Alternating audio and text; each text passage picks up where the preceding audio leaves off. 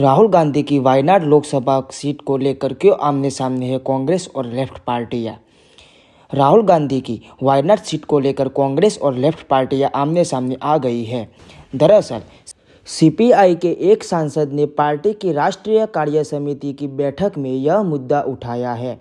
उन्होंने कहा है कि राहुल गांधी को वायनाड की बजाय हिंदी भाषी राज्यों की किसी सीट से चुनाव लड़ना चाहिए, जिसके बाद कांग्रेस की केरल यूनिट में नाराजगी है।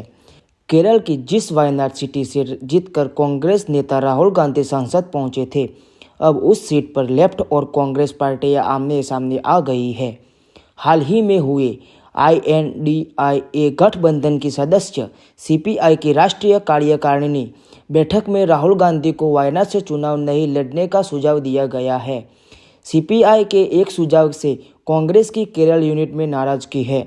सीपीआई के राज्यसभा सांसद पी संतोष कुमार ने 19 सितंबर को कहा कि 2019 के बाद देश के बदले हुए राजनीतिक हालात को देखते हुए अगर राहुल गांधी 2024 में भी वायनाड से चुनाव लड़ते हैं तो इस कमजोरी के तौर पर देखा जा सकता है।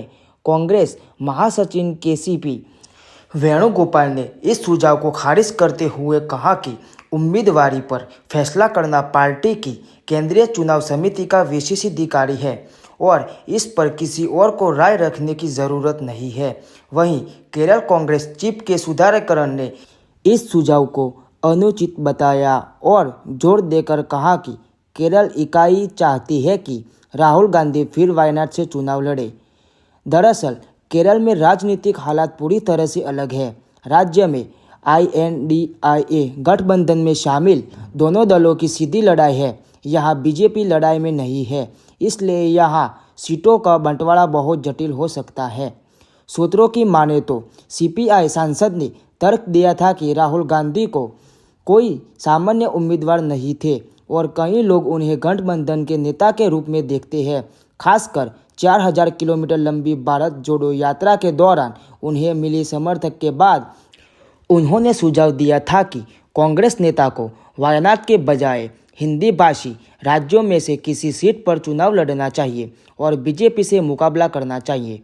हालांकि बाद में सीपीआई सांसद ने अपनी इस टिप्पणी पर कोई बयान देते से इनकार कर दिया, लेकिन द हिंदू से बात करते हुए उन्होंने कहा यह सलाह दी गई कि राहुल गांधी लेफ्ट के खिलाफ चुनाव न लड़े, जो INDIA गठबंधन का एक हिस्सा है।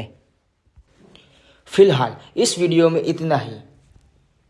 देश और दुनिया की खबरों के लिए हमारे चैनल को सब्सक्राइब कीजिए।